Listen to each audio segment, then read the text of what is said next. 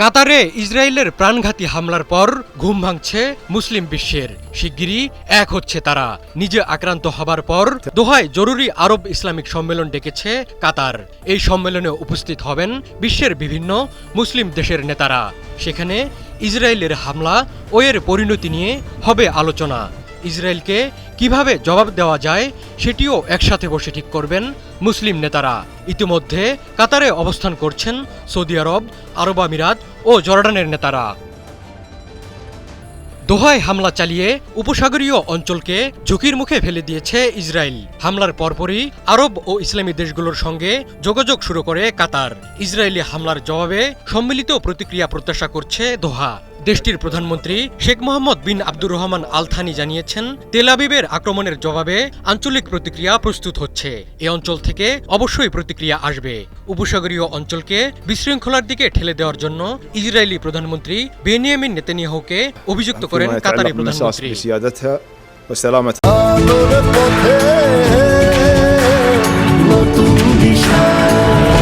Israeli হামলার পর উপসাগরীয় অঞ্চলের প্রতি সংহতি জানাতে তড়িঘড়ি করে কাতার সফরে যান বেশ কিছু দেশের নেতা।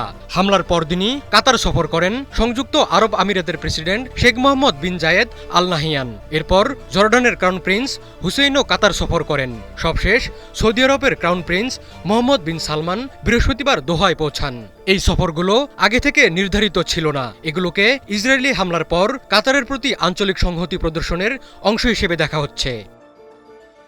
গত ৯ সেপ্টেম্বর কাতারের দোহায় হামাস নেতাদের লক্ষ্য করে নজিরবিহীন হামলা চালায় ইসরায়েল। ১৫টি যুদ্ধবিমান নিয়ে কাতারের প্রাণকেন্দ্রে ঢুকে চালানো হয় হামলা। এ হামলায় হামাসের শীর্ষ নেতারা বেঁচে গেলেও প্রাণ হারান ৬ জন। কাতারের সার্বভৌমত্বকে প্রশ্নের মুখে ঠেলে দেয় ইসরায়েলের এই হামলা।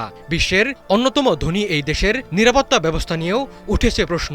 কাপুরুষোচিত হামলার জবাব না দেওয়ায় কাতার ও আরব দেশগুলোর উপর ক্ষুব্ধ হয়ে ওঠে বিশ্ব মুসলিমরা। এমন পরিস্থিতিতে জরুরি ভিত্তিতে আরব ইসলামিক সম্মেলন ডাকল কাতার।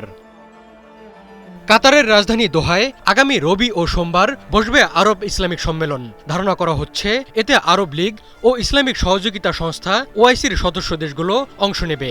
আরব লীগ ২২টি আরব রাষ্ট্রের একটি আঞ্চলিক সংস্থা, আর ওআইসি ৫৭টি মুসলিম সংখ্যাগরিষ্ঠ রাষ্ট্রের একটি জোট। কিন্তু এসব জোটের নেতারা ইসরায়েলি আগ্রাসনের বিরুদ্ধে কতটা কঠোর পদক্ষেপ নিতে পারেন তা নিয়ে রয়েছে প্রশ্ন।